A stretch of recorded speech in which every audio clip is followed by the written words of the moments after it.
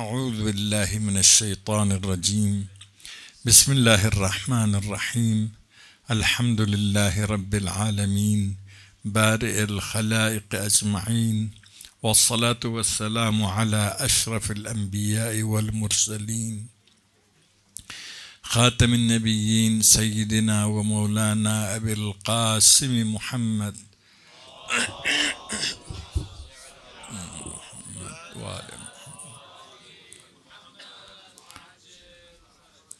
وآله الطيبين الطاهرين المعصومين الذين أذهب الله عنهم الرجس وطهرهم تطهيرا. اللهم صل على محمد وعلى محمد. واللعن الدائم على أعدائهم من يوم عداوتهم إلى يوم الدين. أما بعد، فقد قال رسول الله صلى الله عليه وآله: إن لقتل الحسين حرارة في قلوب المؤمنين لا تبرد أبدا. ایام غم ہے. ہم نے جو موضوع سخن قرار دیا تھا سرچشمہ فیض قرار دینے کی کوشش کی تھی. یہ تھا کہ عاشوراء احیاء توحید، احیاء اسلام، احیاء انسان. آپ دیکھ رہے ہیں عظمت توحید عاشور کے دن کردار حسین اور حسینیوں سے ظاہر ہو جاتا ہے. یعنی توحید کی تو بڑی عظمت ہے، لیکن اس کا ظہور حسین کی قربانی سے ظہور ہو جاتا ہے. امام تجسم صفات الہی ہے، مظہر صفات الہی ہے. اسی لیے اور عاشوراء امامت کے کارناموں میں عروج کا نام ہے، تو وہاں پر سب سے زیادہ توحید کی عظمت نظر آتی ہے. قرب خدا کی عظمت وہاں پر نظر آتی ہے. تاریخ کی عظیم ترین سجدہ جو معراج مومن ہے وہاں پر نظر آتی ہے. اور دشمن کا ہدف اسلام کو مٹانا تھا اور امام کا ہدف اسلام کو بچانا تھا. تاریخ گواہ ہے، سارے دشمنان دین نے دین کو مٹانے کی ہر ممکن کوشش کی ہے. 1,24,000 انبیاء میں سے سب کے نام نشان مٹا دیے ہیں، صرف 25 کا نام رہ گئے. 104 آسمانی کتابوں میں سے 100 کے 100 کے نام و نشان مٹ گئے. 4 قرآن پورا کا پورا محفوظ ہے، توریت و انجیل و زبور تحریف کے ساتھ موجود ہے. یہ سابقہ ادیان کی حالت، یعنی دین کو نابود کیا. شاید نام باقی رہا لیکن حقیقت دین ختم ہوا. ابھی آپ دیکھتے ہیں، بلکہ حضور کے زمانے میں یہودیوں سے مشرکین نے پوچھا تمہاری نظر میں اسلام حق ہے یا ہمارا مذہب شرک حق ہے؟ تو انہوں نے تائید کہ تم حق پر ہو، مسلمانوں کے بے نسبت. اہل کتاب ہے، خدا کو ماننے والے ہیں، آخرت کو ماننے والے ہیں، لیکن یہ وہی صوری ہے، شکلی ہے، ظاہری ہے. اسی لیے اب تک یہودی اور مستشرقین اس ننگ اور آر سے اپنے آپ کو نجات دینے کی کوشش کرتے کہ یہودیوں نے کس طرح سے ایسا جواب دیا. مشرکین کو اسلام کے بنسبت میں برحق قرار دیا۔ تو آپ دیکھ رہے کہ سابقہ ادیان کو نابود کی، یعنی بہت سے نابود ہو گئے، اور جو رہ گئی ان کا نام و نشان باقی رہا۔ قرآن کے بارے میں فرمایا تھا کہ اسلام کے بھی لا یبقى من الاسلام الا اسمہ ومن القرآن الا رسمہ، یہاں تک پہنچ جائے گا۔ امامت کا انتظام کیا تھے دین نے تاکہ حقیقی طور پر تمام معارف اسلامی کا، تمام معارف اسلامی کا خزانہ ہو، عیبت علمی، مخزن و علمی۔ آپ زیارت جامعہ میں پڑھتے ہیں تمام معارف اسلامی کے سرچشمہ بھی ہو، ساتھ اس کی تعلیم بھی دے دے، ساتھ اس کی حفاظت بھی کرے، ساتھ تعالیم اسلام کو سب سے پہلے اپنے ذات پر نافذ کرے، پھر معاشرے میں نافذ کرے۔ امامت وہ ضمانت ہے جو اسلام نے حفظ دین کے لیے پیش کیا۔ اس سلسلے میں عرض کیا، اہل حق کی کوتاہیاں، اہل باطل کی سازشیں اور مفاد پرستی کی وجہ سے داستان کہاں تک پہنچی کہ یزید سمجھ رہا تھا اسلام کے نام بھی مٹا دے، رسالت کا انکار بھی کر لے، کوئی فرق نہیں ہے۔ ایک شعر میں یزید کہتا ہے کہ اگر شراب دین احمد میں حرام ہو، میں دین عیسیٰ کے مطابق پیوں گا۔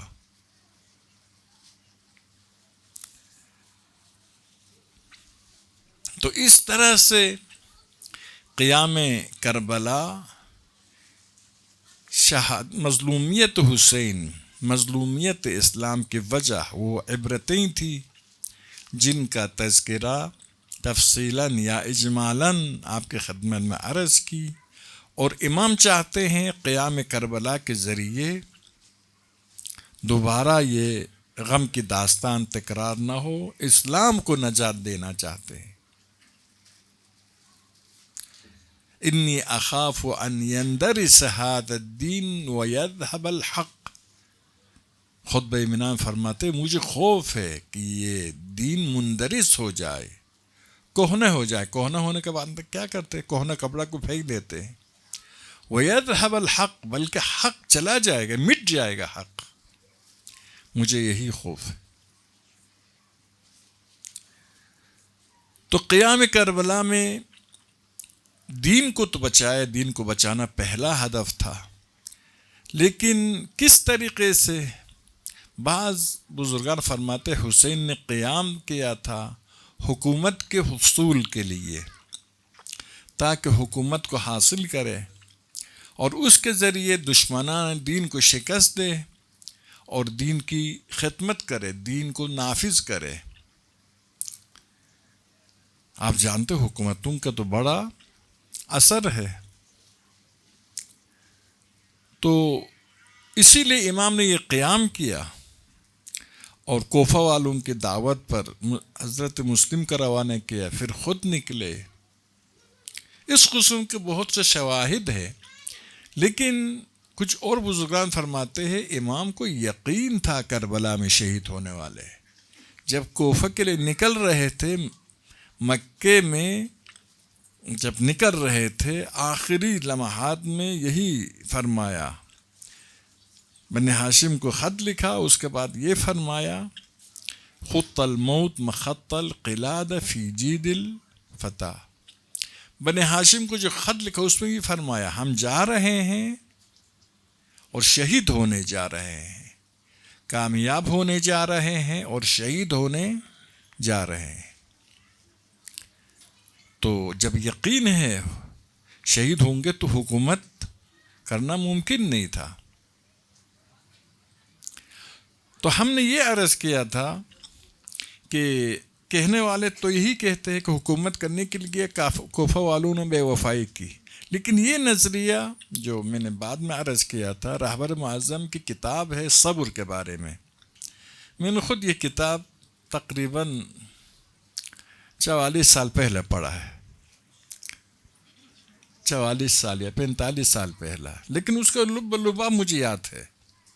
یہ ٹائم اس لیے دیتا ہوں کہ ممکن ہے کچھ کم ہو زیاد ہو جائے، لیکن تقلید کا مسئلہ نہیں ہے، علمی مسئلہ ہے نا۔ تقلید کے مسئلہ میں حرف برقرار ہونا چاہیے، علمی مسئلے میں تحقیقات کا سلسلہ جاری رہتا ہے۔ رہبر اس میں فرماتے کہ امام گئے تھے حکومت کے لیے، لیکن یہ پیغام دینے کے لیے، ابھی حکومت کرنا نہیں، یہ تو ممکن نہیں تھا، یہ پیغام دینے کے لیے کہ نجات کا ذریعہ حکومت امامت ہے، اور اسلام کے لیے سب سے بڑا خطرہ نابودی اسلام کا وجہ بھی باطل حکومت ہے۔ تو آپ کے قیام کا مقصد حکومت ہے، لیکن کیسا؟ حکومت کرنا نہیں، پیغام دینا، آنے والے مسلمانوں کو آگاہ کرنا، حکومت حق کے اہمیت کی طرف، حکومت باطل کے خطرہ کی طرف۔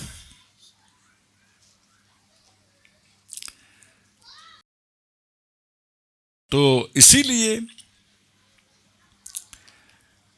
کہنے والے کہتے ہیں حکومت کے لیے قیام نہیں کہتے۔ ایک دلیل یہ ہے کہ آپ کو علم تھا کربلا میں شہید ہونے والے، پیغمبر نے فرمایا تھا، علی مرتضیٰ نے فرمایا تھا، امام حسن مجتبیٰ نے فرمایا، تو خود بھی علم امامت سے جانتے تھے کربلا میں شہید ہوں گے،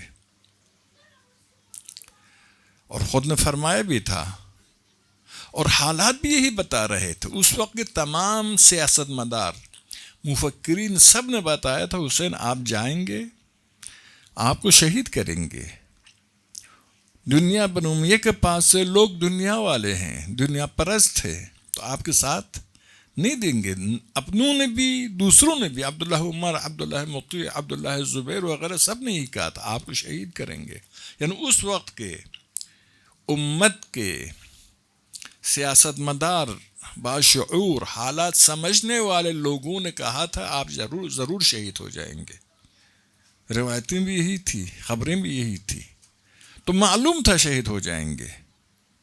بس فی الحال جا کر اقتدار پر قبضہ کر کے حکومت کرنا آپ کا ہدف نہیں ہو سکتا تھا۔ پھر آپ نے کیوں حضرت مسلم کو روانے کے اعلی کوفہ کو خط لکھا وغیرہ وغیرہ، بہت سے ایسا اعمال امام نے انجام دیے۔ اس سے ایسا معلوم ہوتا تھا امام اس وقت یزید کو شکست دے کر خلافت پر قبضہ کرنا چاہتے ہیں، اور اسلامی حکومت، امامت کی حکومت قائم کرنا چاہتے ہیں۔ کیوں؟ وجہ یہ ہے کہ امام ظاہر کے مطابق عمل کرنے پر مأمور ہے، یعنی ائمہ علم امامت کے مطابق عمل نہیں کرتے۔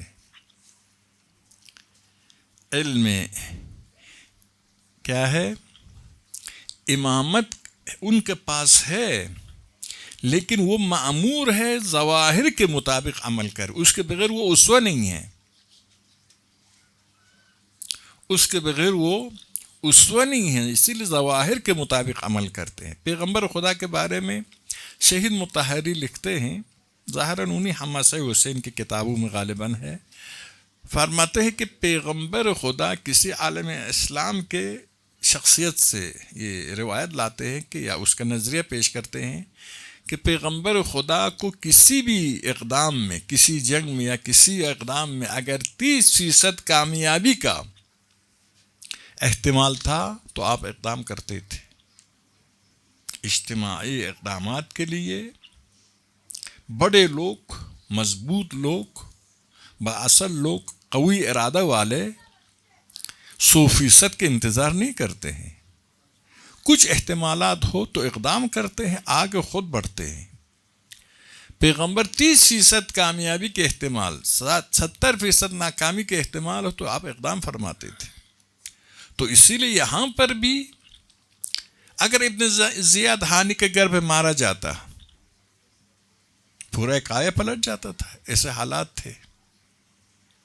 اگر کچھ اور دن مہلت ملتے، بصرہ سے 30,000 آدمی تیار ہو رہے تھے، کربلا آنے کے لیے، ان میں سے ایک نے دیکھا کہ ان سب کے ساتھ میں جاؤں تو دیر ہو جائے گا، خود اکیلا آیا تو شہدائے کربلا کی شہادت کے بعد خیمہ پر حملہ کرنے سے پہلے پہنچ گیا اور اس نے اہل بیت سے دفاع کرتے ہوئے شہید ہوا۔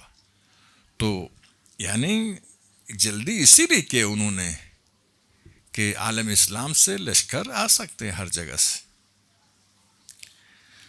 تو عرض یہ کر رہا تھا امام کو تو پتہ تھا کیا ہونے والا ہے، لیکن آپ کی ذمہ داری یہی تھی ظواہر کے مطابق عمل کرے۔ حجت امام پر پوری ہوئی تھی، لولا قیام الحج بوجود ناصر، بڑی تعداد میں خطوط اہل کوفہ کی طرف سے آئے تھے، بنو امیہ کی ماہیت سامنے آ گئی تھی، کتنے شقی لوگ ہیں سب نے دیکھ لیا تھا۔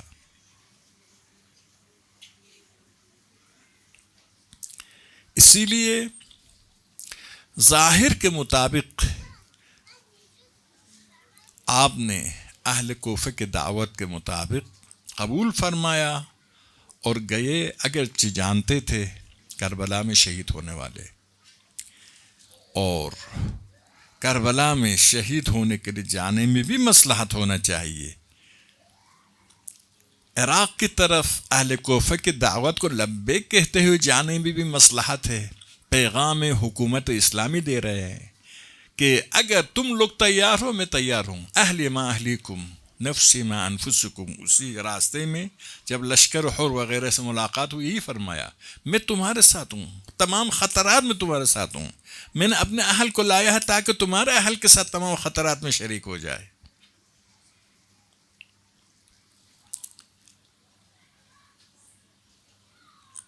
اب اسی لیے بظاہر اقدام کیا، لیکن جب حضرت مسلم کی شہادت کی خبر ملی، نہ ان کے کربلا پہنچ کر حر نے راستہ روکا ہو، بند کیا ہو، ایسی بات نہیں ہے۔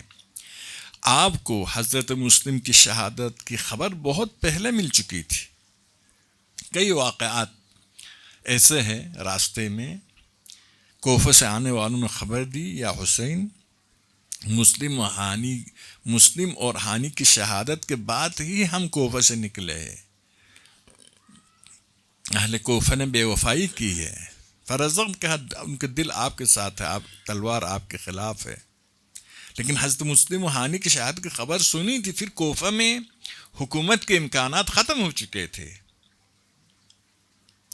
اس کے باوجود امام آگے بڑھے۔ یہاں سے معلوم ہوا ظاہری حکومت اتمام حجت کی وجہ سے تھا، آپ پر حجت پوری ہوئی تھی، لیکن آپ کربلا کی طرف جا رہے ہیں۔ یہاں پر آپ سب نے مطالعہ کیا ہوگا، سب سے بہترین ترجمان ہے مکتب اہل بیت شہید مطہری ہے، اگرچہ کافی نہیں ہے، آپ اور بھی تمام محققین کی کتابوں کو دیکھنا پڑے گا، لیکن سب سے بہتر ترجمان شہید مطہری ہے۔ کہتے ہیں کہ امام حسین کے قیام کا ہدف امر بالمعروف ہے۔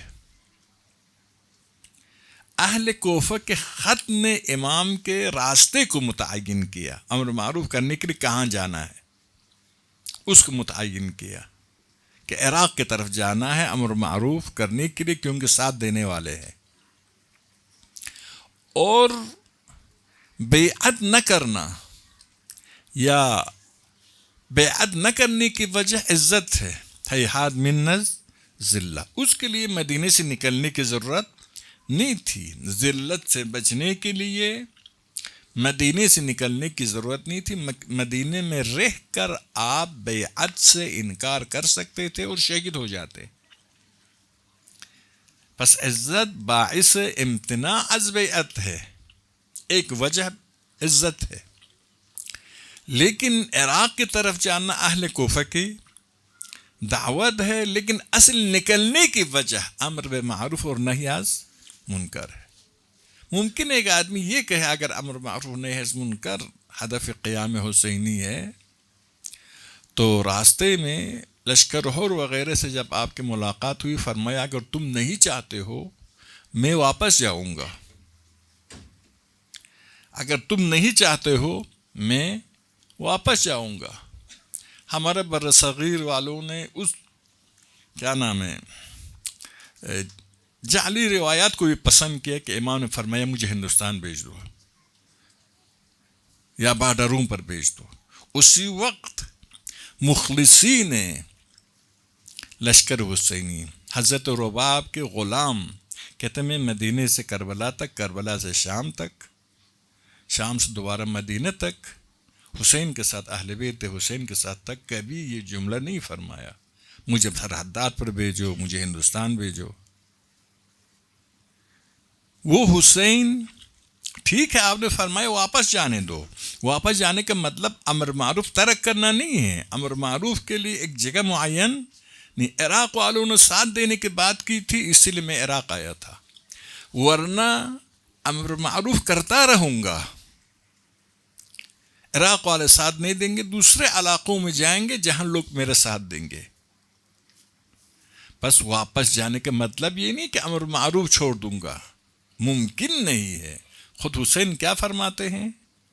قال جدی رسول اللہ من رأى سلطانا جائرا مستحلا لحرام اللہ ناکثا لعہد اللہ ناکثا لعہد اللہ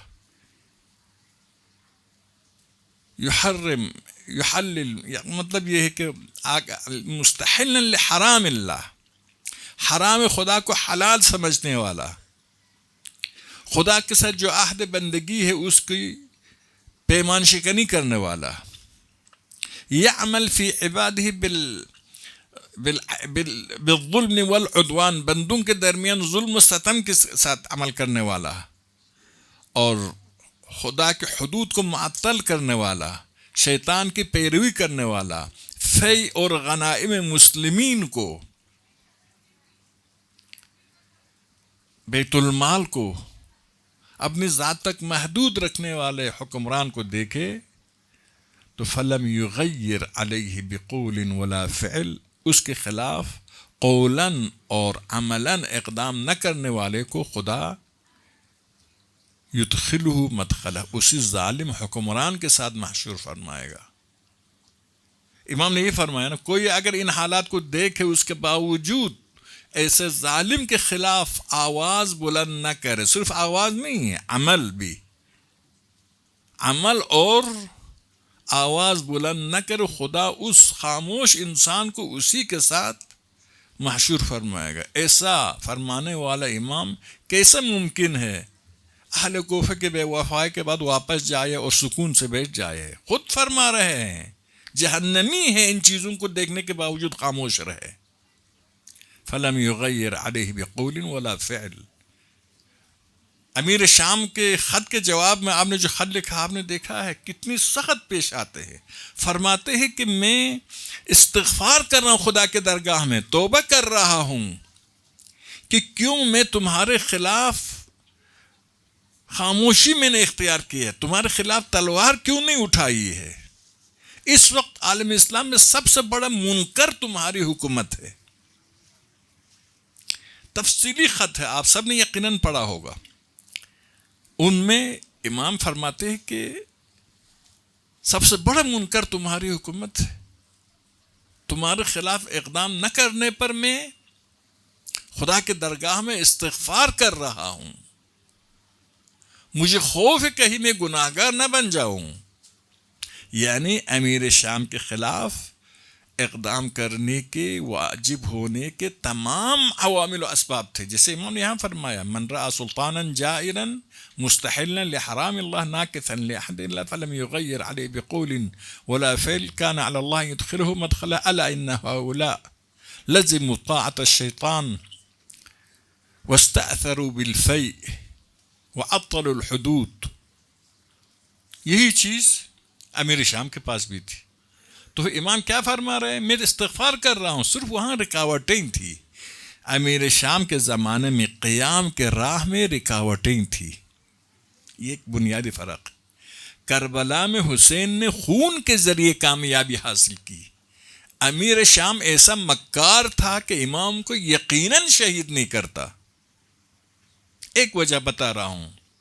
اور اس کے بعد امام قیام بھی فرماتے، صلح نامہ تھا، عالم اسلام کو بھر دیتا ہے امیر شام، دیکھو حسین کے ساتھ ہمارا صلح ہے، اس نے صلح کی خلاف ورزی کی، معاہدے کی خلاف ورزی کی، حکم شریعت کی خلاف ورزی کی، علی کی کسی جرم کے بغیر علی کو 70,000 ممبروں پر لعن و طعن کرنے والا حسین کے خلاف تو ایک سند بھی مل رہا ہے صلح نامہ کے نام سے. تو اسی لیے مانع تھا، مقتضی پورا تھا حکومت امیر شام کے خلاف اقدام کرنے کے، لیکن مانع تھا امیر شام اپنے حق میں استعمال کر سکتا تھا. لیکن یزید کے زمانے میں ایسا کوئی مانع نہیں تھا، جیسا عرض کیا آپ کی خدمت میں. اسی لیے فرماتا ہے امر معروف مجھ پر واجب ہے، اور میں کیسا خاموش رہ سکتا ہوں. ٹھیک ہے، تم نہیں چاہتے میں کربلا کے صحرا میں بیٹھنا ضروری نہیں ہے، مجھے امر معروف کرنا ہے. تو یہ ایک اہم نقطہ کہ ہدف قیام حسین امر معروف اور بیعت نے کی، کیونکہ ذلت بھی ہے، اس کے علاوہ امر معروف کے خلاف بھی ہے اور مختلف عوامل، لیکن سب سے مقدم سردست عامل یہ کہ ذلت امام قبول کرنے کے لیے تیار نہیں ہے. بدقسمتی ہے، مال دنیا بہت سخت ہے. میں نہیں سمجھتا تھا کہ ہم اتنے گریں گے. کراچی میں آپ نے سنا ہوگا ایک مولانا کو کہ سید سجاد نے یزید کے بیعت کی، امام حسین نے یزید کے بیعت کو ٹھکرا دی ہے. کب؟ جب یزید ابھی اقتدار پر آیا تھا. امام جانتا تھا یہ کیا کرنے والا ہے، اس بنا پر ابھی اس کا کوئی عمل شروع نہیں ہوا تھا، فعل شروع نہیں ہوا تھا. اس وقت فرمائے مثلی لا یبایع مثل یزید رجل فاجر معلن بالفسق قاتل النفس المحترمہ یا محرمہ ومثلی لا یبایع مثلہ. اب وہ کہ کربلا کے اتنے بڑی جرم و جنایت کے بعد مسجد نبوی کو کیا نام ہے اصحاب و تابعین کے قتل عام کے بعد مدینے میں مکہ کو آگ لگانے کے بعد امام سجاد بیعت کرے. یہ کیسا مال دنیا کے لیے اموی روایات کو نقل کرتے ہیں. یہ مد نظر رکھیں، میں ایک اجمالی جملہ کہتا ہوں، حضرت مختار کے خلاف یا اس قسم کی روایات ہے، اموی روایات ہے. ان لوگوں کے درمیان یہ مقاتل الطالبین کے لکھنے والا ابو الفرج اصفہانی، غالباً ان کا نام ہے، الاغانی کے لکھنے والا. الاغانی اپنے زمانے میں سب سے اعلیٰ کتاب لکھی گئی تھی، متعدد مجلدات.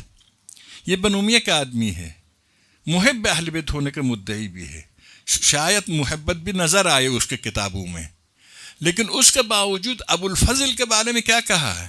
کہا کہ ابو الفضل نے اپنے بھائیوں کو پہلے میدان کی طرف بھیجا تاکہ ارث حاصل کرے، ان کا ارث خود کو مل جائے. یہ اس دستگاہ کے لکھنے والے ہیں.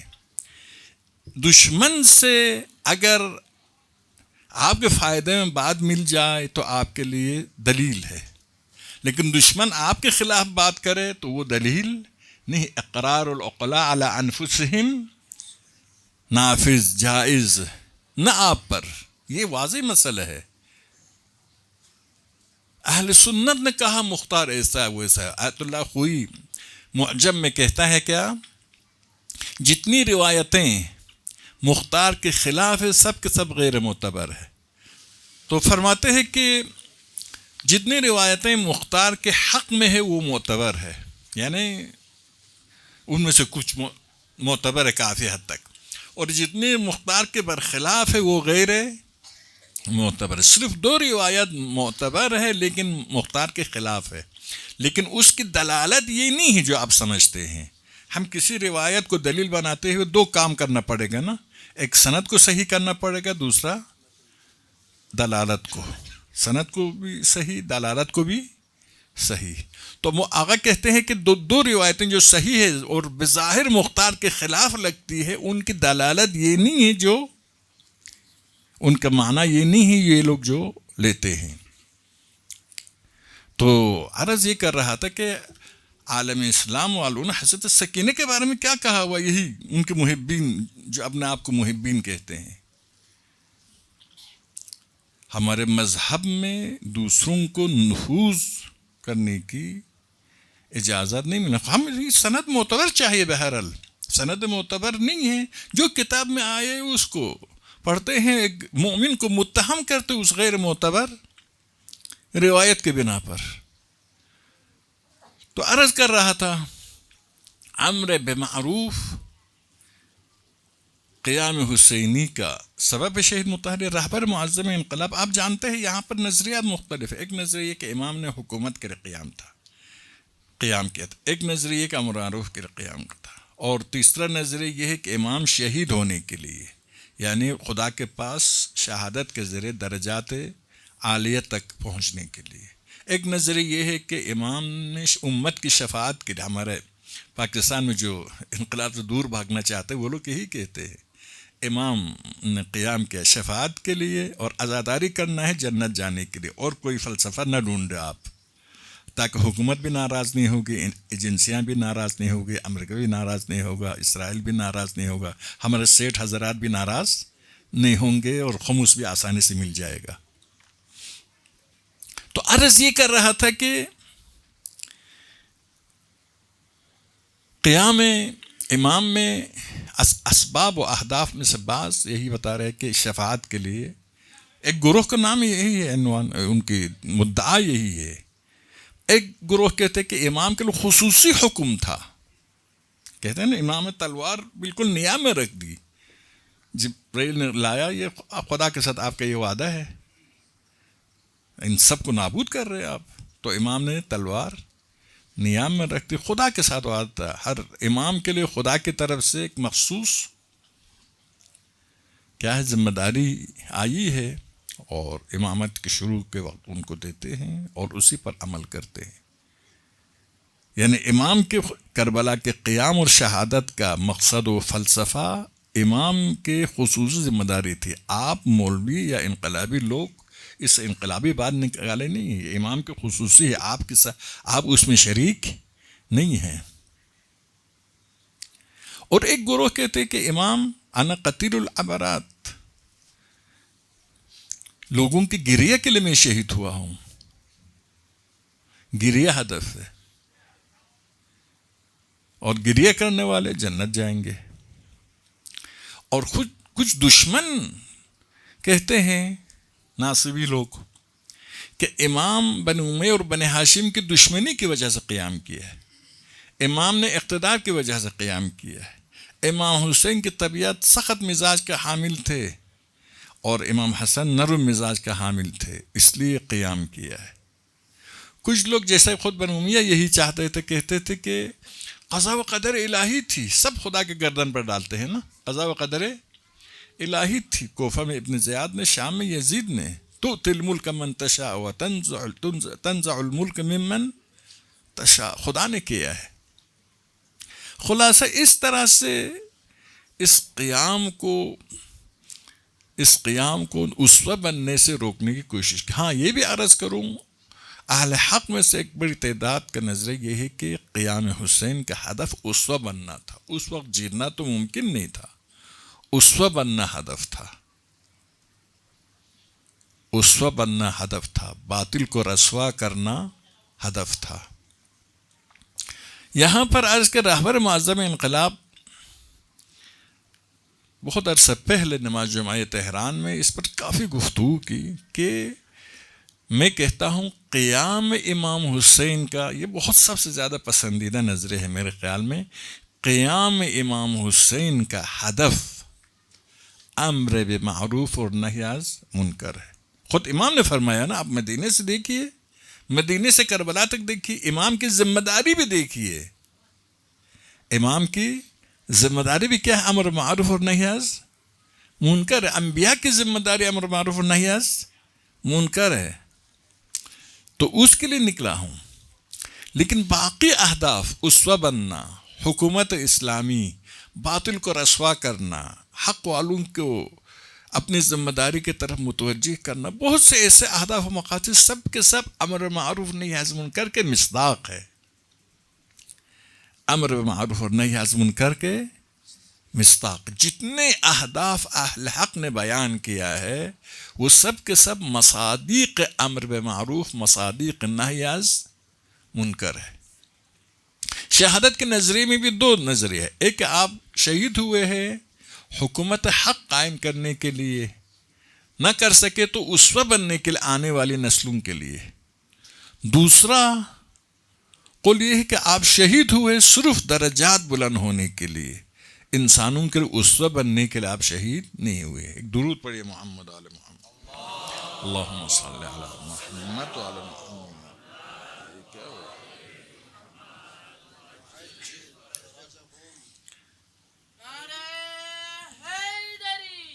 یا علی۔ امر معروف کے حوالے سے ایک حدیث جو معروف ہے، تبرکن تیمناً آپ کی خدمت میں عرض کرتا ہوں، اس کے اہمیت کے لحاظ سے اہمیت تو قابل انکار نہیں ہے۔ عطا اللہ مکارم شیرازی کتاب سے لیا ہے، لیکن یہ ہر جگہ موجود ہے، خطبہ منا، اور اس کتاب امر معروف کے اور بھی انتہائی قیمتی احادیث ہے۔ فرماتے ہیں اس حدیث میں، خطبہ منا میں،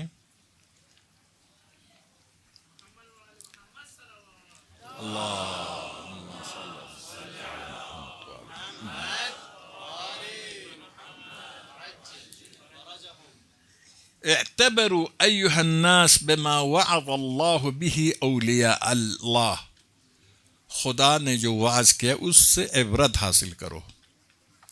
من سوء ثنائه علی الاحبار، کہ خدا نے مذمت کی ہے احبار کی، حبر کا جمع ہے یہودی علماء، عیسائی علماء۔ اذ یقول، خدا فرماتے ہیں، لولا ینہاہم الربانیون والاحبار، کیوں گناہ کرنے والوں کو نہی از منکر نہیں کرتے ہیں، ربانی لوگ خدا والے اور احبار علماء کیوں نہیں از منکر نہیں کرتے ہیں؟ عن قولہم الاثم، ان کی گناہ کی باتوں سے نہی از منکر نہیں کرتا ہے۔ وقال، اور اس کے بعد امام فرماتے ہیں، لعن الذین کفروا من بنی اسرائیل، خدا نے لعنت کی ہے، اپنے رحمت سے دور کی ہے بنی اسرائیل میں سے جن لوگوں نے کفر اختیار کیا ہے۔ اب آیت کو امام آگے نہیں پڑھتے ہیں، فرماتے ہیں الی قولہ لبئس ما کانوا یفعلون، یہ جو نہی از منکر کو ترک کرتے تھے بہت بدترین عمل انجام دیتے تھے۔ اس کے بعد امام فرماتے وَإِنَّمَا عَابَ اللَّهُ عَلَيْهِمْ لِأَنَّهُمْ كَانُوا يَرَوْنَ مِنَ الظَّلَمَةِ الَّذِينَ بَيْنَ أَظْهُرِهِمْ مِنَ الْمُنْكَرِ وَالْفَسَادِ، اس لیے خدا نے ان کے عیب جوئی کی کہ دیکھ رہے تھے کہ ظالمین جو انہی کے درمیان ہے، وہ ان کے درمیان ہے منکر و فساد دیکھتے تھے، فَلَا يَنْهُونَهُمْ، نہیں از منکر نہیں کرتے تھے، ظالموں کو دیکھتے تھے غلط کرتے ہوئے نہی از منکر نہیں کرتے تھے۔ عن ذلك رغبتاً فيما كانوا ينالون منهم، رغبت کر کے اس مال میں جو ان سے ابھی حاصل ہونے والا ہے، عام مال ہو، جاہ ہو، حکومت ہو، خلاصہ جو کچھ ظالمین سے ملنے کی امید تھی، اسی کے لالچ میں ان کو کچھ نہیں کہتے تھے۔ اس کی مثال تو ہمارے درمیان بھی کثرت سے ہے۔ وَرَهْبَةً مِمَّا يَحْذَرُونَ، اور ڈرتے تھے ان چیزوں سے جن کا خوف تھا، جن سے یہ لوگ حذر کرتے تھے، ان کے خوف سے یا طمع میں یا خوف میں نہی از منکر نہیں کرتے تھے۔ واللہ یقول، جبکہ خدا فرماتا ہے فَلَا تَخْشَوُا النَّاسَ وَاخْشَوْنِی، تم لوگوں سے مت ڈرو، خدا سے ڈرو۔ خوف خدا، خشیت خدا ہو تو پھر لوگوں سے نہیں ڈرنا ہے، جو لوگوں سے ڈرتے ہیں وہ خدا سے نہیں ڈرتے، ایک حقیقت ہے۔ ہاں جی، اگر آپ کو ایک جگہ جائیں گے 1,00,000 کا نقصان ہوتا ہے، دوسری جگہ پر جائیں گے 1,000,000 کا نقصان ہوتا ہے، تو 1,000,000 والے جگہ کی طرف جائیں گے، 1,00,000 کی کوئی فکر بھی نہیں کریں گے، جو زیادہ ہے وہ دوسری کی جگہ لے لیتا ہے۔ اسی طرح سے اگر خوف خدا ہے، پھر غیر خدا کے خوف کی کوئی حیثیت نہیں رہتی ہے۔ والمؤمنون والمؤمنات بعضهم اولیاء بعض، مومنین اور مومنات ایک دوسرے کے ولی ہے، ایک دوسرے کے چاہنے والے ہیں۔ یأمرون بالمعروف وینہون عن المنکر، ایک دوسرے کے ولی یا چاہنے والے ہونے کی دلیل کیا ہے یا تقاضا کیا ہے؟ امر معروف کرتے ہیں، ایک دوسرے کو نہی از منکر کرتے ہیں. فبدأ الله بالمعروف بالامر بالمعروف والنهي عن المنکر فریضۃ منه. خدا نے امر معروف اور نہی از منکر سے شروع کیا. دیکھیے خدا نے شروع کیا امر معروف اور نہی از منکر سے. اور قم اور نجف سے آنے والا مولانا کہتا تھا امام حسین نے ایک امر معروف بھی نہیں کیا ہے. لعلمه بأنها إذا أديت وأقيمت استقامت الفرائض كلها. کیونکہ خدا کو علم تھا کہ اگر اس فریضے پر عمل ہو جائے اور یہ فریضہ زندہ ہو جائے تمام فرائض زندہ ہو جائیں گے. استقامہ یعنی زندہ، اپنے پاؤں پر کھڑا ہونا یعنی زندہ ہو جاتے. حینھا و صعبھا، چاہے آسان فریضہ ہو چاہے مشکل فریضہ ہو، سب پر عمل ہو جائے گا. امر معروف نہی از منکر پر عمل ہو جائے. وذلك ان الامر بالمعروف والنهي عن المنکر دعاء للاسلام. امر معروف و نہی از منکر اسلام کی طرف دعوت ہے. مع رد المظالم، مظالم کو رد کرتے یعنی ظلم کو ختم کرتے، ظلم کے ساتھ مقابلہ کرتے ہیں. وہ مخالفت الظالم، ظالم کی مخالفت کرتے ہیں. مظالم یعنی جو مال ظلم ہے اس کو واپس کرتے مستحقین تک، اور ظالم کے ساتھ مخالفت کرتے ہیں. وہ قسمت الفیء، اور بیت المال غنائم کو صحیح تقسیم کرتے ہیں. بیت المال میں جو مال ہے اس کو صحیح تقسیم کرتے ہیں اگر امر معروف ہو نہی از منکر ہو. والغنائم واخذ الصدقات من مواضع، صدقات کو لیتے جہاں جہاں صدقات واجب ہے وہاں سے لیتے ہیں. یعنی مال کمانا بھی صحیح ہونا چاہیے، خرچ کرنا بھی صحیح ہونا چاہیے. نہیں ان کے بیٹھ کر صرف کھائے، کوئی بھی دے دے. آپ دیکھیں کہ آپ اس پیسے کا مستحق ہے، یعنی کتنے پیسے کا؟ قتل یموت کا نہیں، قتل یموت کے بھی مستحق نہیں ہے. آپ جب دوسرا کام کر سکتے ہیں قتل یموت کا مستحق نہیں ہے نا، یہ کلیئر ہے. وہ اخذ الصدر، یعنی میں اس لیے کہتا ہوں، میں اپنے جیسوں کے لیے، آپ تو جوان ہیں سب، میں اپنے جیسوں کے لیے کہتا ہوں. ہم لوگ حوزے میں رہتے کہتے کہ بھائی ہم کچھ نہ ہو تو کم از کم فقیر ہونے کے ناطے سے مستحق ہو جاتے. نہیں، اگر آپ کام کر سکتے ہیں تو اس ناطے سے بھی مستحق نہیں ہو سکتے. من مواضعها ووضعها في حقها، جہاں سے لینا وہاں سے لے لے، جہاں خرچ کرنا وہاں پر خرچ کرے. یہ بہت اہم چیز ہے. انسان جب مر جائے گا بھی یہی ہے نا، پوچھا جاتا ہے کہاں سے کمایا، کہاں پر خرچ کیا. ثم انتم ایھۃ العصابہ عصابۃ بالعلم مشہورہ، اے گروہ تم تو علمی لحاظ سے بڑا مشہور ہو، مولانا ہو، حوزہ والے ہو. معذرت چاہتا ہوں، میں ایک قسم کے ابنوں کے حوالے سے کہتا ہوں. امام حسین نے وہاں پر کن کو کہا ہے؟ یہ اصحاب پیغمبر 200 تھے، 500 تابعین تھے، بہت عظیم شخصیات، ان کو کہہ رہے ہیں. وبالخیر مذکورہ، تمہارا ذکر، تمہاری شہرت خیر کے ذریعے، علم کے ذریعے، خیر کے ذریعے. وبالنصیحۃ معروفہ، خیر خواہی کے لحاظ سے تم معروف ہو، تم معاشرے کے خیر خواہ ہو، دین کے خیر خواہ ہو. وباللہ فی انفس الناس مہابہ، خدا کی وجہ سے لوگوں کے دلوں میں تمہارا بڑا رعب، بڑا دبدبہ ہے، بڑا احترام ہے. یہابکم الشریف، شریف آدمی بھی تم سے ڈرتا ہے.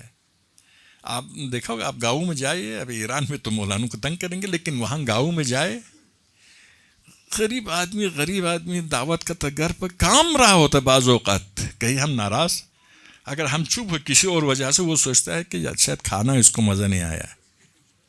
واقعاً یہابکم الشریف، شریف آدمی آپ سے ڈرتا ہے.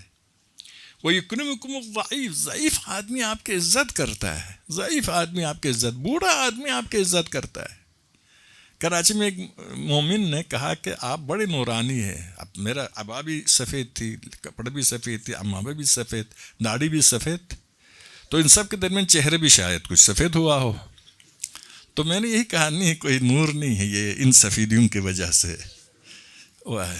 خلاصہ ان کی نگاہ ہے نا، نگاہ ہے، محبت کی نگاہ ہے، احترام کی نگاہ ہے، منفی والی چیز نظر نہیں آتی ہے.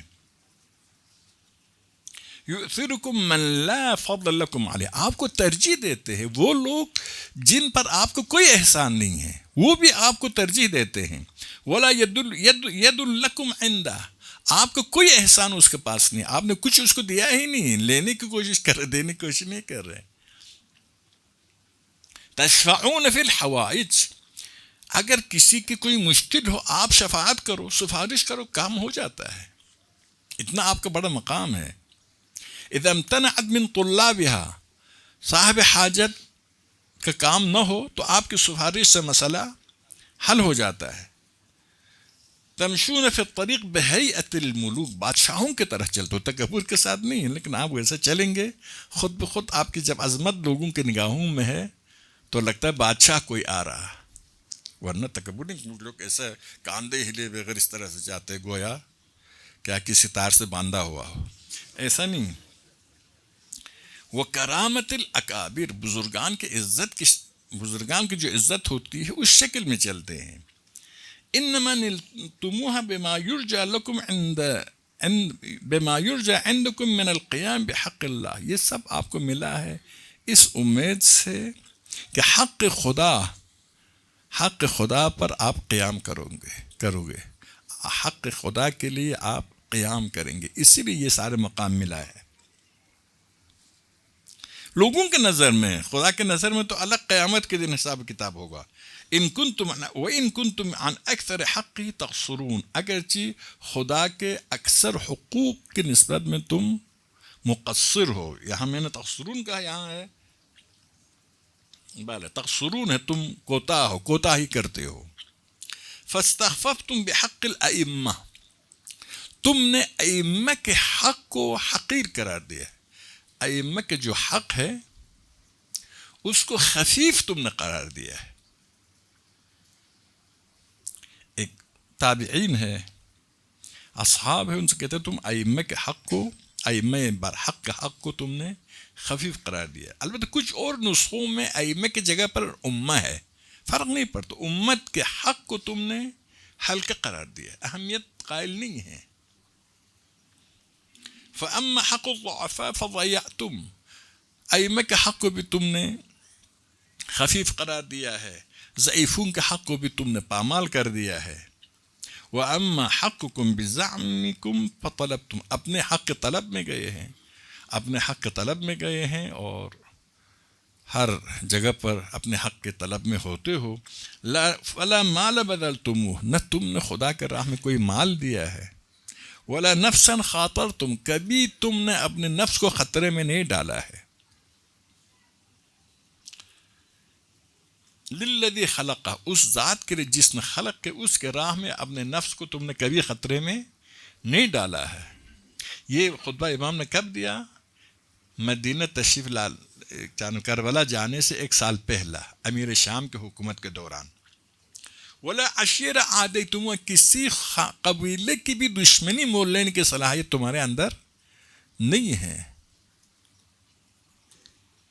فی ذات اللہ، خدا کے لیے.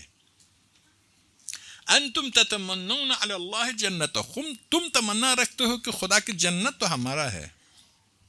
ومجاورت رسول انبیاء کے ساتھ خانہ نشین ہم سفرہ بننا چاہتے ہو. وَأَمَانَهُ مِنْ عَذَابِهِ، اور خدا کے عذاب سے امان چاہتے ہو. لَقَدْ خَشِيتُ عَلَيْكُمْ أَيُّهَا الْمُتَمَنُّونَ، مجھے خوف ہے، تمہاری تمنا ہے، میرا خوف ہے. کیا ہے؟ بِكُمْ نِقْمَةً مِّن نِقْمَةٍ، خدا کی نقمت اور عذاب تم پر نازل ہونے کے مجھے خوف ہے. لأنکم بلغتم من کرامت اللہ منزلۃ، تم پہنچ گئے ہو خدا کے عزت کی وجہ سے ایسا مقام تک. فضلتم بها، جس کو وجہ سے تمہیں فضیلت دی گئی ہے. من یعرف اللہ، من یعرف باللہ، ان لوگوں کو جو خدا کے ذریعے پہچانتے ہیں. لا تکرمون، لیکن ان کی عزت نہیں کرتے ہو. وَأَنْتُمْ فِي عِبَادِهِ تُكْرَمُونَ، تمہاری عزت ہوتی ہے. وَقَدْ تَرَوْنَ عُهُودَ اللَّهِ مَنْقُوضَةً، جبکہ تم دیکھتے ہو خدا کے عہد و پیمان کی خلاف ورزی کی جا رہی ہے، خدا کے احکام کی خلاف ورزی کی جا رہی ہے. فَلَا تَفْزَعُونَ، تمہیں کوئی پریشانی نہیں ہوتی ہے. وَأَنْتُمْ لِبَعْضِ ذِمَمِ آبَائِكُمْ تَفْزَعُونَ، اپنے والد کے عہد و پیمان کی خلاف ورزی ہو جائے تم پریشان ہوتے ہو، خدا کے عہد و پیمان کی خلاف ورزی ہو جائے تمہیں کوئی فکر نہیں ہوتی ہو۔ یہ خطبہ ظاہر مفصل خطبہ ہے امام امر معروف اور نہی از منکر کے لیے فرما رہے ہیں، اور کربلا کے قیام میں بھی یہ فرماتے ہیں کیا؟ انی لم اخرج اشرا ولا بطرا ولا مفسدا ولا ظالما وانما خرجت لطلب الاصلاح في امة جدي وان امر بالمعروف وانهى عن المنکر واسیر بسیرت جدی و ابی۔ اور پیغمبر اور علی دونوں کی سیرت کیا ہے؟ امر معروف کے ابتداء میں نرمی کے ساتھ امر معروف کی، پھر جنگ کیا پیغمبر نے بھی، بعد میں علی نے بھی، بعد میں دونوں امر معروف اور نہی عن منکر میں شامل ہے۔ ایک درود پڑھے محمد آل محمد۔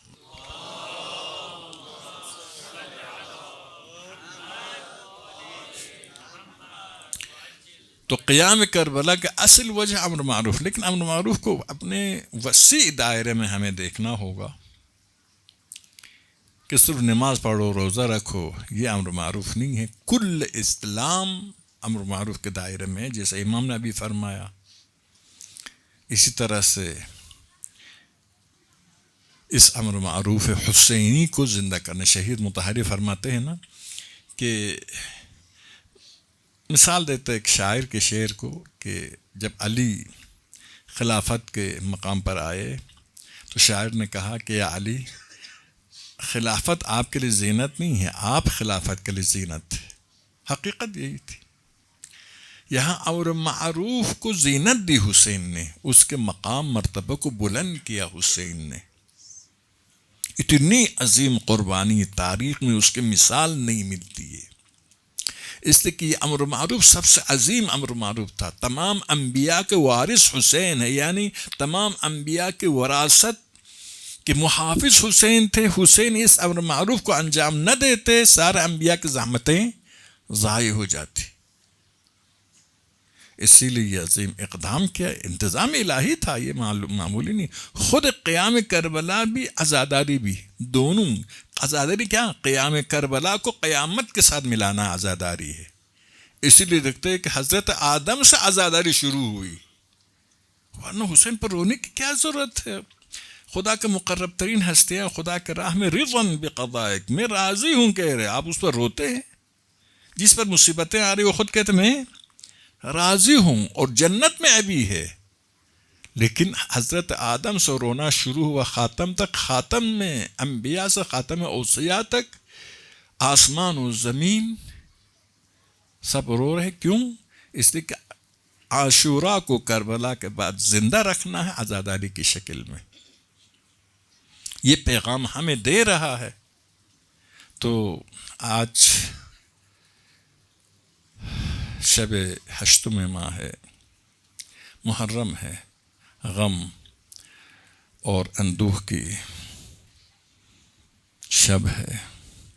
میرا دل یہی چاہتا ہے کہ حسین کا نور چشم علی اکبر کا تذکرہ کروں۔ یہاں ایران میں جو ترتیب حضا ہے اسی کے مطابق چل رہے ہیں، علی اکبر کا تذکرہ کروں۔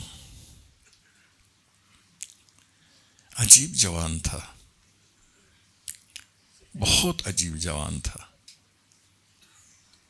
عظمت انسان کی شخصیت، ایمان، تقوی، علم، معرفت سے ہے نا۔ علی اکبر کی عظمت کا اعتراف امیر شام تک کرتا تھا۔ جب کربلا کی طرف آ رہے تھے کسی منزل پر حسین آرام فرما رہے تھے، کرسی، تقریباً کرسی جیسی چیز پر بیٹھ کر آپ کو نیند آئی لمحہ کے لیے، پھر آپ نے آنکھیں کھولی، فرمایا انا للہ و انا الیہ راجعون۔ علی اکبر حسین کے ساتھ کھڑے تھے۔ حسین نے 2 دفعہ استرجاع کیا تو علی نے پوچھا بابا کیا ہوا ہے؟ فرمایا بیٹا میں نے عالم خواب میں دیکھا کہ کوئی ہاتف غیبی کہہ رہا ہے یہ قافلہ جا رہا ہے، موت ان کی طرف آ رہی ہے۔ علی اکبر کے سوال کو دیکھے، پوچھا بابا ہم حق پر ہے یا نہیں؟ یہ شک کا سوال نہیں ہے، بعد والے جملہ کہنے کے لیے یہ سوال کیا ہے۔ فرمایا بیٹا حق پر ہے ہم، اس میں شک و شبہ نہیں ہے۔ فرمایا پھر بابا کیا پرواہ ہے، چاہے ہم موت کا استقبال کر جائے، چاہے موت ہم پر آ پڑے۔ یہ بامعرفت جوان تھا، حسین کو ناز تھا اس جوان پر، دشمن بھی اس جوان کے عظمت کے معترف تھا۔ عاشور کے دن حسین سب سے پہلا بنی ہاشم کے درمیان سے سب سے پہلا اپنے جوان کو میدان کی طرف روانہ کیا۔ علی اکبر آئے، اذن جہاد طلب کی، حسین نے اذن دے دی۔ اذن دینے کے بعد علی اکبر سیدانیوں سے، پھپھی سے، بہنوں سے الوداع کرنے کے لیے خیمے کے اندر چلے گئے۔ وہاں پر کوئی راوی تو نہیں بیٹھا تھا روایت کرے، لیکن روایت کہتی ہے کہ خیمے سے علی باہر آنے کے لیے 3 دفعہ پردہ اٹھا، ایسا لگ رہا تھا کہ سیدانیہ آنے نہیں دے رہی ہے، 3 دفعہ پردہ گرا۔ آخر میں علی باہر آئے، حسین کی خدمت میں الوداع کرنے لگے۔ کہا جاتا ہے، میں نے بعض بزرگان سے سنا ہے، ماں جو ہوتی ہے جوان بیٹے کی طرف مختلف بہانوں سے دیکھتی ہے، لیکن باپ کو یہ موقع نہیں ملتا ہے، جی بھر کر جوان بیٹے کو دیکھنے کا موقع باپ کو نہیں ملتا۔ آج حسین جی بھر کر علی اکبر کی طرف دیکھنا چاہتے ہیں۔ روایت کہتی فنور الیہ نظرۃ آئس، مایوسانہ نگاہ اکبر پر ڈالی، گویا حسین کی جان نکل رہی تھی۔ علی الوداع کر کے میدان کی طرف جا رہے ہیں۔ حسین نے دعا کہ خدایا فقد برز الی القوم غلام اشبہ الناس خلقا وخلقا ومنطقا برسولک، اذا اشتقنا الی رسولک نظرنا الیہ۔ خدایا اس گروہ کی طرف ایسا جوان جا رہا ہے جو خلقت کے لحاظ سے، خلق کے لحاظ سے، اخلاق کے لحاظ سے، گفتار کے لحاظ سے شبہ پیغمبر ہیں۔ پیغمبر کی زیارت کے جب ہم مشتاق ہو جاتے تھے، علی کی زیارت کرتے تھے۔ اس کے بعد فرمایا خدایا عمر سعد کے نسل قطع کرو، چنانچہ اس نے میرے نسل قطع کرنے کی کوشش کی۔ علی اکبر میدان کی طرف گئے، بڑا بہادر جوان تھا۔ یہ جملہ ابھی مجھے یاد نہیں پڑتا ہے مقتل میں کہ کسی اور شہید کے بارے میں کہا گیا ہو کہ مقتل میں جب علی اکبر نے حملے کیا اشقیاء پر، ہر طرف سے حملے کیا، ہر طرف سے بھاگے جا رہے تھے، حتی وج الناس، یہاں تک کہ سب نے فریاد شروع کیا، ہزاروں کے تعداد میں دشمن ہیں، فریاد شروع کیا، علی جنگ لڑتے گئے۔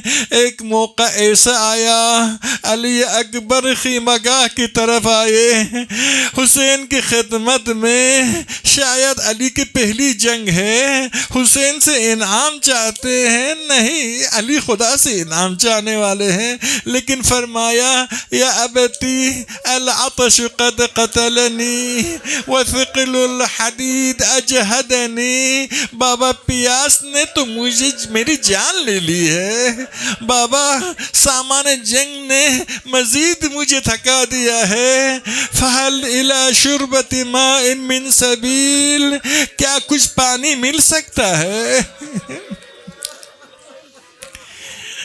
ہمارے ذہن میں یہ آتا ہے علی اکبر کو تو پتہ ہے خیمہ گاہ میں پانی نہیں ہے، کیوں حسین سے پانی مانگ رہے ہیں؟ اصحاب مقاتل لکھتے ہیں ایک دن حسین علی اکبر کے ساتھ مسجد الحرام میں تھے یا مسجد نبوی میں تھے، اس وقت علی اکبر نے انگور مانگا سردیوں میں، حسین نے جنت سے انگور لا کر دے دیا تھا۔ علی کو امید تھی شاید حسین اب بھی جنت سے پانی لا کر دیں گے، لیکن کربلا کے میدان امتحان کا میدان تھا، قربانی کے میدان تھا، صبر کا میدان تھا، مصیبتوں کا میدان تھا، حسین کے سب سے بڑے امتحان کا میدان تھا۔ یہی وجہ تھا حسین نے علی سے فرمایا اپنی زبان نکالیے میری دہان میں رکھ دے۔ علی نے اپنی زبان حسین کے دہان میں رکھ دی، چونک پڑے بابا آپ تو مجھ سے زیادہ پیاسے ہیں۔ فرمایا بیٹا جاؤ، رسول خدا حوض کوثر کے پانی لیے آپ کے انتظار میں ہیں۔ علی چلے گئے، خوب جنگ لڑی، ایک شقی نے آپ کے گلے میں تیر روانہ کیا، دوسرے شقی نے آپ کے سر اطہر پر وار کیا، علی گھوڑے پر جھک گئے، گھوڑے کے آنکھوں میں بھی خون گر گیا، اس وجہ سے گھوڑا اشقیاء کے درمیان چلا گیا۔ اشقیاء نے ہر طرف سے تلوار سے حملہ کرنے لگا، روایت کہتی ہے فَقَطَّعُوهُ إِرَبًا إِرَبًا۔ آواز دی بابا میرا آخری سلام ہو آپ پر، میرا آخری سلام ہو آپ پر۔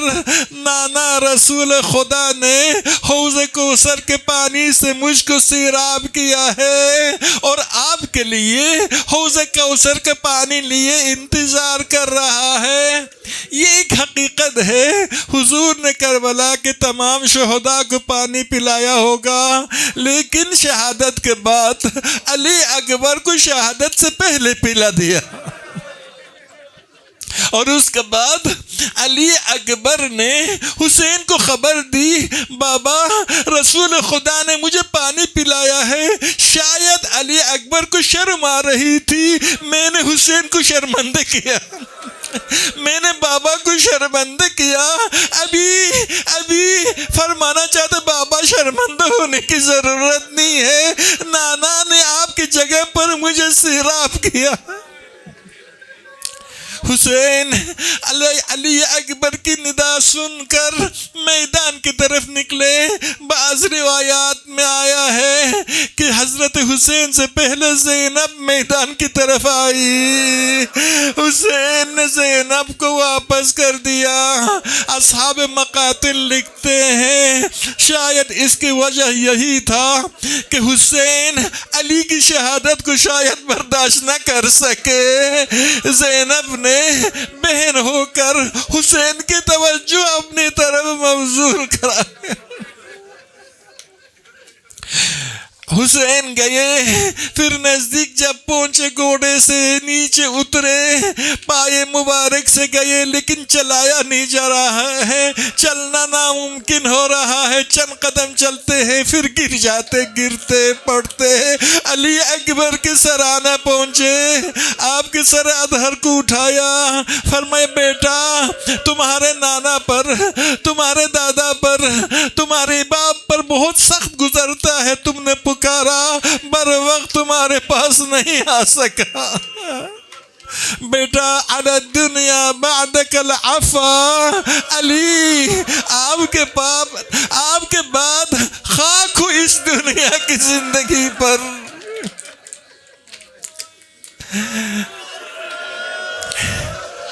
حسین جوانان بنی ہاشم کو بلاتے ہیں۔ اس وقت عرب کے ایک شاعر کے شعر ہے، حسین کی زبان حال فرماتا ہے وَإِذَا نَطَقْتُ فَكُنْتَ أَوَّلَ مَنطِقِي وَإِذَا سَكَتْتُ فَكُنْتَ فِي مِضْمَارِ علی، جب میں بات کرتا تھا سب سے پہلے میرے نو کی زبان پر تیرا نام ہوتا تھا، جب چپ رہتا تھا میرے دل میں تیرے ہی شکل، تیرے ہی تصور گھومتا تھا۔ جوانان بنی ہاشم آ گئے، علی اکبر کو خیمگاہ کی طرف لے گئے۔ علی کا بڑا مقام تھا، سیدانیوں پر بھی بہت گران گزرا، شہزادی سکینہ پر بھی بہت گران گزرا، لیکن روایت میں ہے کہ میں نے علماء سے سنا ہے شام کے دربار میں جب علی اکبر کے سر اطہر پہنچا، یزید کی نگاہ پڑی، یزید نے پوچھا یہ نورانی جوان، یہ خوبصورت جوان کون ہے؟ کسی نے کہا حسین کا نور چشم علی اکبر ہے۔ تو یزید نے کہا لوگوں، علی اکبر کی شہادت کے بعد حسین زندہ نہیں رہ سکتے تھے، قتل کرنے کی شاید ضرورت نہیں تھی۔ الا لعنت اللہ علی القوم الظالمین وسیعلم الذین ظلموا ای منقلب ینقلبون۔ خدا تیری عظمت کا واسطہ، محمد و آل محمد کا واسطہ، خدا تو رحمان ہے، تو رحیم ہے، تو قاضی الحاجات ہے، تو مجیب الدعوات ہے۔ خدایا تیری عظمت کا واسطہ ہمیں حسین کے حقیقی عزاداروں میں سے بننے کی توفیق عنایت فرما، امام کے ظہور میں تعجیل فرما۔ نظام مقدس جمہوری اسلامی ایران جو قیام کربلا پیغام حسینی کے وجہ سے وجود میں آیا، اس انقلاب کے حفاظت فرما۔ رہبر انقلاب جو اس وقت علمدار امت اسلامی ہے، ان کے حفاظت فرما، مجاہدین کے حفاظت فرما، دین کی خدمت کرنے والا جہاں کہیں بھی ہو ان سب کی حفاظت فرما، سب کی توفیقات میں اضافہ فرما۔ ہماری مساجد، امام بارگاہیں، دینی مراکز، علماء کرام، مراجع اعظم، رہبر معظم انقلاب آیت اللہ سستانی، خدا سب کی حفاظت فرما، سب کی توفیقات میں اضافہ فرما، ہمارے حوزات کو روز بروز ترقی عطا فرما۔ خدایا ہمارے بیماروں کو شفائے عاجل و کامل عنایت فرما۔ خدایا ہمارے عزاداروں کی حفاظت فرما۔ آخر میں تمام حاضرین کی مرحومین، خصوصاً شہدائے ملت، بالاخص ان آخری دنوں میں جو شہید ہوئے ہیں امریکہ اور اسرائیل کے ظلم و ستم کی وجہ سے، خدایا ان سب کے لیے سورہ فاتحہ۔ بسم اللہ الرحمن الرحیم، الحمدللہ رب العالمین، الرحمن الرحیم،